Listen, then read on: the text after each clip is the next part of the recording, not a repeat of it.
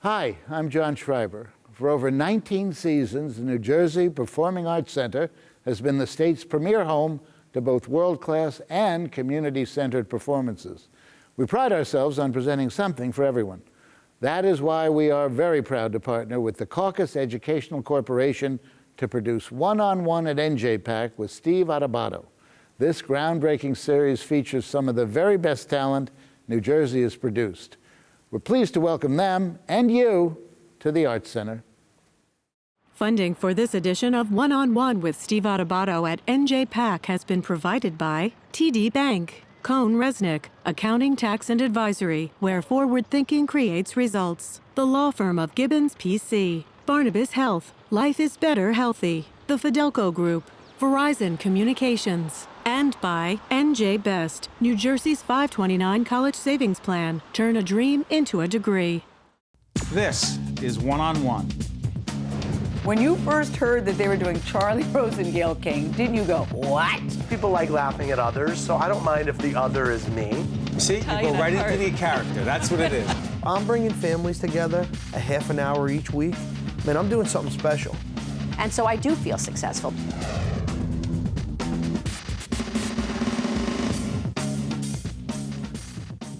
Steve Adubato here at the great New Jersey Performing Arts Center, otherwise known as NJPAC. You have to have great performers, great entertainers here. That's why we are pleased to welcome Jane Monheit, who is it says jazz vocalist, but you're so much more than that.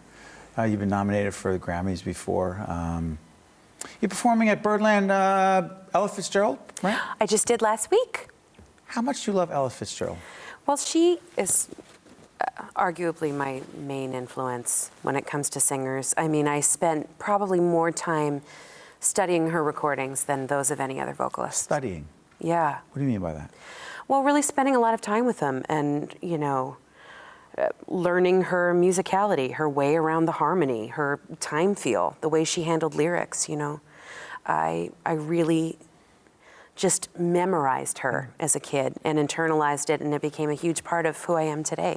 Now, you admitted to me before we got on the air that you grew up where? Long Island. Yes. Yeah, and jazz was a big part of your life growing up? Huge from the time I was born, because my mother's parents were huge jazz listeners. So I spent tons of time at their house. They lived very close to my parents. And, you know, they played records for me nonstop. My grandfather taught me almost everything I know about the Great American Songbook. When did you start singing? Birth. No, come on, stop. No, really, I mean, I started singing like as soon as I could talk. When did you, how about this one? When did you know you actually had a really great voice? I don't remember. I was little enough that I don't remember. Because my whole family, they can all sing. Everybody can sing. Like really sing? Like my family thinks they can, but they can't. Yours actually can. Yeah, no, they all can. We have a few other professional singers in the family as well. And so I was encouraged from the time I was tiny. Everyone always told me, no, you're really good at this, you can do this. I mean, all little children love to sing and dance. Every little kid sings and dances, right. You know. But for me, it was different. It was, you know, keep on going with this. You've got something here, you know. So you decided you're going to have a career at this. Did you ever do anything else? No, I've never even babysat. Why does that even come up? I've literally never had another job. I've only sung professionally. Yeah. You always try to get paid work singing. Mm-hmm. Since I was in high school. I've worked since I was 16. I had my first gig when I was 16. Around the time most kids start working. I knew of you, I bet, wasn't soon after that. The first time I heard about you. The buzz about you, isn't it? It's interesting, buzz, that whole idea. But you knew there was buzz about you. Well, it started around the time I was maybe around 20 years old. Right. It started because I had done the Monk competition. Which talk about that. Well, you know, it was major. We just had T.S. Monk here, Thelonious Monk's son. Yeah. That had to be. He was connected with the Institute, yes. And that's where I met him, Monk actually. Institute, yes. Right. And, you know, it's a really important thing for young jazz artists because it helps you gain exposure. And, you know, people come from all over the world to do the competition. I did it in 1998. I was a senior in college, so the timing was perfect. You know, and I came in second. And the woman who won, Terry Thornton, was over 40 years older than me. So I got a certain amount of attention just because I was so young. And the ball just started rolling from there, I suppose. So as a kid, and as a very young woman, this happens for you. And you sign with? Encoded Music. What was that like? It was a thrill, you know. They were a great label because they really gave me a ton of personal attention. They spared no expense on making great records and really spent a lot of money on good promotion too. You know, they made records the old-fashioned way. They took good care of me. They really did. They got me a great start in this business. Fast forward. You're working off your own label now. This will be my first album for my own label. That, your first album off your own label. Well, I'm excited. You know, What's it called? Emerald City Records. Emerald City Records. Does that name mean something? Well, you know, I was obsessed with The Wizard of Oz as a little kid. And I tend to sing Somewhere Over the Rainbow occasionally. Occasionally. Twist my arm. You know, but so naturally that was the name I chose. But I'm excited because, you know, the business has changed quite a lot. Now we see so many more artists that are self-producing. And I've learned so much over the years making albums with different labels. I've really gotten to a point where I'd rather take things into my own hands, and I'm excited that I have the opportunity to do that. Congratulations, by the way, on doing that. Thank you. The other thing is that we're celebrating Sinatra's 100th birthday. You're celebrating. Right? We all are. Yeah, we have to, particularly if you love music and you're, in your case, just an extraordinary performer. You are performing where in connection with Sinatra? I have a concert coming up at my alma mater, Manhattan School of Music, in November. Oh, that place. Pretty great with place. their jazz orchestra. Their jazz orchestra is incredible. They're under the direction of Justin DeChocho, who was an incredible teacher of mine. And yeah, we're going to be playing a whole bunch of really swinging charts, and it should be fun. Sinatra means what to you? Well, you know, he's one of the ultimate interpreters.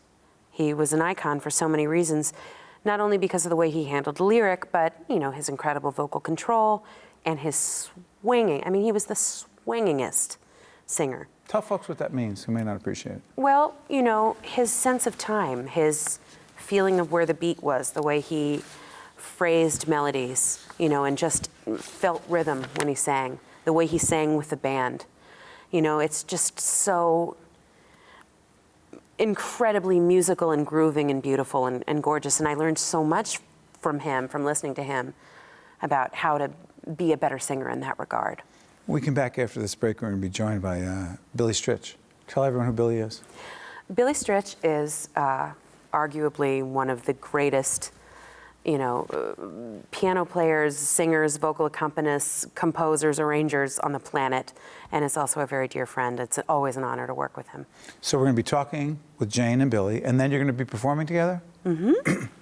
That's why doing this job on public broadcasting, I can't believe they pay you for it. I mean, I actually want the check. I'm joking, but that's why it's just so great. And so I thank you for joining us. Billy will be with us in a moment, joined by Jane, and then we're going to hear them perform later. One-on-one, one-on-two coming up at the beautiful NJPAC, New Jersey Performing Arts Center right here in Newark, New Jersey. Stay with us. We'll be right back. That was great. Thank you. To see more one-on-one with Steve Adubato programs, visit us online at steveadubato.org. If you would like to express an opinion, email us at info@caucusnj.org. Find us on Facebook at facebook.com/Steve Adubato PhD and follow us on Twitter at Steve Adubato. We promised that Jane would be joined by her colleague, Billy Stritch, jazz-winning jazz artist, composer, performer. How good is this guy? The best. He's the best, right? Nobody better. You don't want to disagree, do you? Who am I to disagree, right? It's the How's that a truth. she? Oh, she really is the best. No, you have to say that now. Well, I do, but it's the truth. And though. you've worked with all kinds of people. I have worked with all kinds of people. I have worked with every kind you could think of. No, I've been fortunate to work with lots of great artists, yeah. And by the way, as we do this, our taping in the fall of 2015, you guys finished up here at Birdland doing A show called Hollywoodland with our friend Jim Caruso, which is a tribute to great movie musicals. done in a bit of a jazz style. And as we finish this up, you're heading out to? We're going to Las Vegas to do it at the lovely Smith Center in Las Vegas. It's all good stuff. It's good. When did you know that music would be your professional life? I was young too, like Jane. I was probably about 5 years old. You know, I just sort of gravitated to the piano and started picking out melodies by ear, and I would hear things on TV shows and tape them on my little cassette player and run to the living room and learn them and pick them out by ear, you know. So I was doing that at a really young age. You know, it's all I've ever done. I never babysat either. So very good. See? Yeah, that's it. Biggest influences? Well, when I was that age, still, I would say the piano influences, Bill Evans, Oscar Peterson, George Shearing, absolutely my favorite. Andre Previn, another one. Singers, Ella Fitzgerald, Mark Murphy, Frank Sinatra, of course. And then, of course, I grew up around Billy Joel and Barry Manilow and those guys. Oh, so you went really? So I love More those the pop guys thing? because, you know, it was when I was in junior high and high school, they were the big stars, and I just thought, wow, they're doing what I would love to be able to do, you know, that kind of thing, singing and playing and entertaining. I got to do this only because we're doing the Sinatra special. We're doing a half hour on Sinatra. I'm obsessed. The 100th anniversary, 100th birthday. Give me something on Sinatra. I met Frank Sinatra several times. No way. You did? I did. Look, what, you didn't know that? I didn't know Oh, you that. did not know that. I met Frank Where, Sinatra. when, how? Was Jilly Rizzo there? I'm sorry. I never met Jilly, no, but I met Frank and Barbara. Frank and Barbara, go ahead. I have worked with Liza Minnelli for 25 years, and early on in our collaboration, we were working out in Palm Springs, and we had run into Barbara Sinatra, and Liza said, we're going to be out there at the McCallum for 4 nights, and she said, well, you'll stay with us. And Liza was like, sure. So we stayed at the compound on Frank Sinatra Drive in Palm Springs and stayed there for 5 days. This wonderful compound with the pool in the back and all these guest houses. The guest houses were the hippest thing because each one had a welcome mat, and one of them was All the Way, and one was High Hopes, and one was The Tender Trap. It was all these names of songs, you know, and it was incredible. And then I several dinner parties that he was at, and of course met him backstage at Radio City a few times. Totally gracious, and the bluest eyes you have ever seen. I swear to God, just standing there, it was like, wow, that's true. He has blue eyes. Look at her mouth. I'm freaking out. Are you never heard this? You never told me this. Well, see, now you're learning on TV. See, okay, so real quick. That's Sinatra. When did you meet her? I met Jane A few years ago. 4 or 5 years ago, probably at Birdland, of course, where we both work. Yeah, but I mean, I've been a fan of Jane since she really hit the scene. So, you know, so I figured it was a matter of time before we met. But yeah, we met a few years ago and we became fast friends, and she and her husband are some of my best friends. What is it about her and then the two of you together that makes musical magic? About her? You're asking me about her? Well, she's got a wonderful taste. I mean, she loves the standards like I love the standards. She loves the lyric. You know, that's what I've always loved, is singers who really can make me feel something with the lyric. And to be able to take an old standard that you've heard 100 times and make you feel it in a new way, that's a gift that Jane has. And that's what I think is so great about her as a performer. And when you get together over there, you. in just a few moments, what are you going to be doing? Oh, we're going to play a Gershwin tune that we both love, that everyone loves. Someone to Watch Over Me. It's a classic. And, you know, I mean, in my opinion, it's always a good time for Gershwin. You know, it's suitable always. It always feels right. How does it never get old? I don't know, something of it. Well, the melodies are timeless, and Ira Gershwin's lyrics certainly are too. You know, I've said this to people. I grew up listening to Gershwin. When I was 10 years old, my grandmother gave me the George Gershwin songbook, and I learned all those songs at a young age. But as you get older and go through some life experience, those lyrics start to mean more and more to you. You know, you love songs when you're young. It's like, oh, it's kind of sentimental. Oh, it's so genius when you get. I mean, they just take on deeper and deeper meaning. So That's true. Yeah. Well, thank you for joining us. Thank you. You ready to make some music? Let's do a song. Let's do it.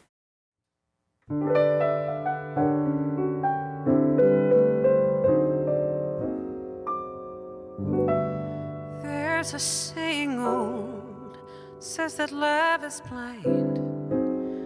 Still we're often told, seek and ye shall find. So I'm gonna seek a certain lad I have in mind. Searching everywhere, I haven't found him yet. He's the big affair I cannot forget. Only boy I ever think of with regret. I'd like to add his initial to my monogram. Tell me, where is the shepherd for this lost lamb? There's a somebody I'm longing to see. I hope that he turns out to be someone who'll watch over me.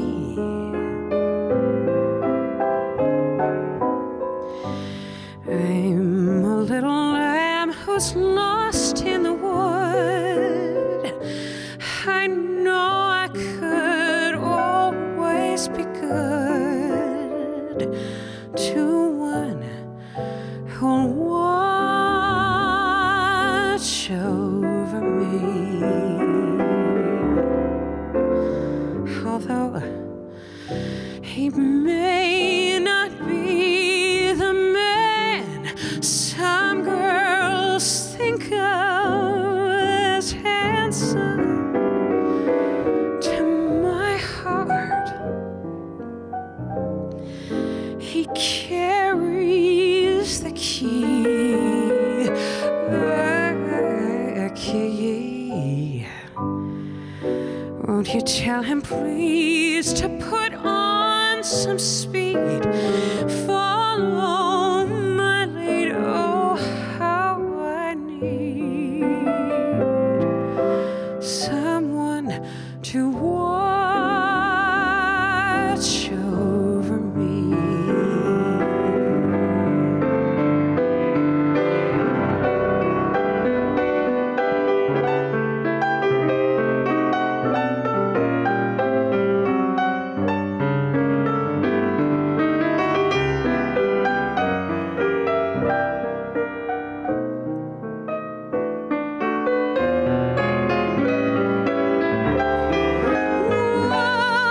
Would you tell him please to put on some speed?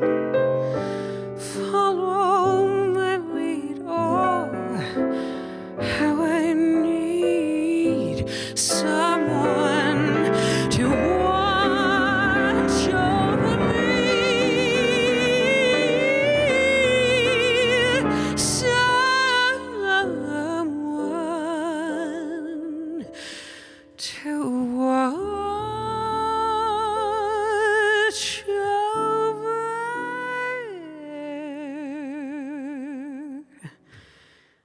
me.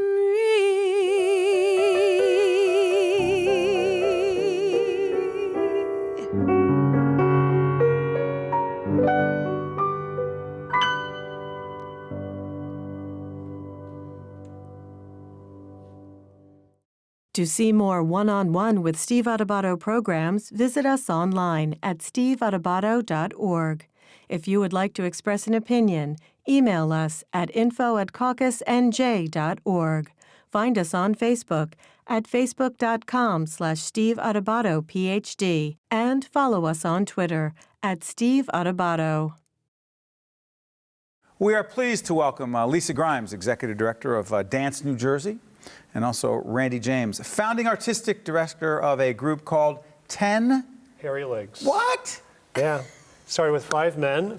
My nephew named it. I can't take credit for it. We're in Mexico, and he had a lot of tequila, and he asked me what I was going to call my new company. And I said, I don't know. And he said, well, it's 5 guys, dancers, 10 hairy legs. And so that's what it is. Pretty great. And by the way, the connection to what you're doing as it relates to New Jersey Performing Arts Center, Jersey New Moves. What is Jersey New Moves, and what's the connection with the collaboration here at NJ PAC? Well, Jersey New Moves is an extension off of Jersey Moves, which is a collaboration of established artists that showcase. And then this year we piloted Jersey New Moves, which highlights emerging choreographers through a mentorship process of established choreographers. When did you know that dance would be a part of your life? When I was 3. Come on. Seriously? When I was 3 years old, my sister was about 6 years older than me, and she was in dancing school, and she would come home and showcase what she did, and I would basically be right behind her doing the same exact movements. We have it on film as her, and my mom's like, okay, I think she needs to dance, and I just never stopped. What's your story? I was 10 years old, and I saw a children's theater show when I was in the summer, and I sat there and was crying. And I just said, I think that is what I know that's what I need to do, because they were singing, they were dancing, it was colorful. And my mother said I was just destined. You know, I came out of her womb dancing. You know, she said I've just always been hyperactive, and I was involved in sports when I was younger, and then I got hit really badly by a big football player and got the wind knocked out of me, and I said I don't want to do that again. So I started running track because they couldn't catch me that way, and then I just found dance. Yeah. But you go from dance to being mentors, choreographers, teachers. Explain that. I think it's a process and a choice. I mean, I performed professionally for a few years and then founded my own dance company, Free Space Dance, with another partner. And then you move into a place where you're like, okay, administratively, I want to run this. And then with that, then you shift your gears and you become administrator. And also then out of the performing aspect, you grow into, I grew into teaching and loving teaching so much. So I continued to teach as well as administrate. But the mentoring part, you're big on the mentoring part. Yeah, well, I'm a full-time professor at Rutgers, and I want to give back all the knowledge and to challenge new artists, to challenge themselves and to support them, and that's what a mentor is. I don't go there and tell them what to do. I'm just there as a support system. He asks me questions. I maybe raise some red flags, but it's ultimately their dance. So you're just there really as a support to go, okay, keep doing this, because it's challenging sometimes. It's a skill that you have to learn to choreograph.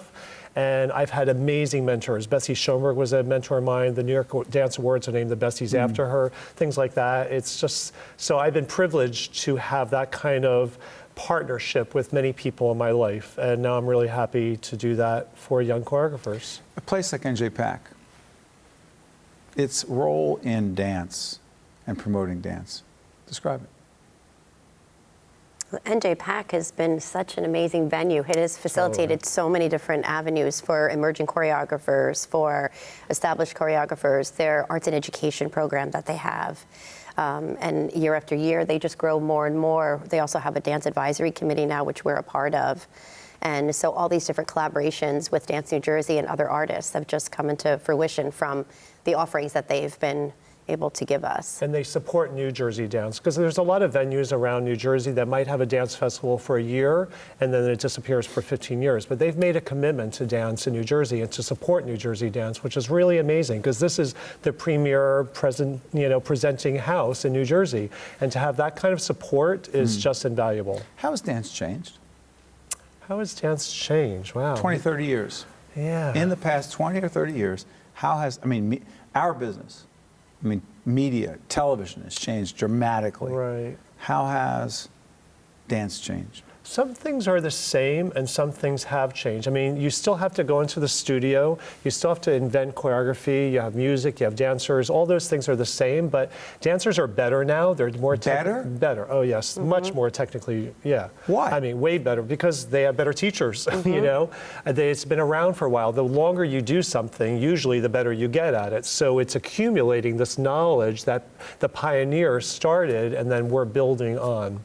So that's definitely some way. The dancers are definitely much better than they used to be, yeah. You're agreeing? Yes, I do. I feel like because in the years that I've been dancing and in the business, I've seen a growth of it and a major awareness, and especially with New Jersey dance, I feel like that has changed as well. Is there something about New Jersey and dance? Yes, I think that... Because clearly, sorry for interrupting, across the river, people make it New York and dance. All right, fine, I get it. New Jersey and dance. I think there's more, it seems more collaborative with the group collectively. And I feel that there's a sense of pride, a very strong sense of pride of being from New Jersey and establishing yourself in New Jersey and being successful in New Jersey in the field and having the support. Yeah. I mean, let's be honest, New York is the dance capital of the world. I mean, there's more dance there, but just because there's more doesn't necessarily there's better. So, you know, New Jersey you can say, okay, we're not as good as New York. You can't compare yourself. It's apples and oranges. It's just dance, you know? And so that's the thing with New Jersey Performing Arts Center, to support New Jersey dance, because a lot of New Jersey presenters have not presented New Jersey dance companies. They'll present the Russian ballet, they'll take someone from South Carolina, but they don't. But that's not necessarily just New Jersey. I think that's a statewide throughout the whole country, that you're not always cherished from where you're from. You know, they go, oh, you're from New Jersey. Oh, you're from South Carolina. Well, yeah. What does that matter? But those of us who are here, or those of you who are here, know the difference. Real quick, what is Arts Ed Now? Oh, Arts Ed Now is a campaign to get all the 4 disciplines into the school systems. 4 disciplines? The dance, art, music, and theater. To get them into the schools, what do you mean? As a regular core, as a regular curriculum activity. What is it, a campaign to do that? Because what's happened is visual arts and music have normally been established into school systems, and dance and theater have not. And dance is probably at the bottom. Sometimes it's offered as an elective. So this campaign is making a strong statement to integrate those 4 disciplines into their day. Before I let you out of here, January, we're taping this in the fall of 2015. You have an upcoming performance, NJPAC, yes, January? I'm doing the world premiere of The Lion, the Witch, and the Wardrobe on January 30th and 31st. It's a full-length piece that I originally did for another company that I used to run that I dissolved, and now we're doing the world premiere of it with 15 dancers, and not just men. It's going to be the 10 Hairy Legs men with guests, female guests. Randy James and Lisa Grimes, thank you for talking everything about dance in New Jersey, and we appreciate it. Great job. Thank you so much. One-on-One with Steve Adubato at NJPAC has been a production of the CAUCUS Educational Corporation, celebrating over 25 years of broadcast excellence, and by the New Jersey Performing Arts Center, in cooperation with NJTV and 13 for WNET.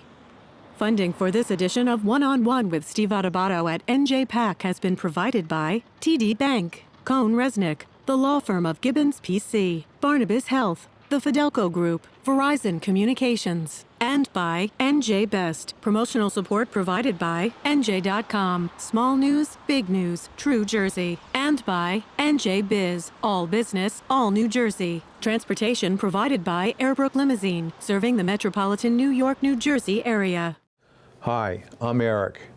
You might see me as an ordinary person, but I've been living with a brain injury for nearly 2 years. One of my struggles is short-term memory loss. At Opportunity Project, I'm given hope and support, and I've gained my confidence back through the job placement program. Despite my challenges, I have a reason to keep improving. Today, even though life has changed me, I believe that anything is possible. If you have a brain injury, you don't have to face your road to recovery alone.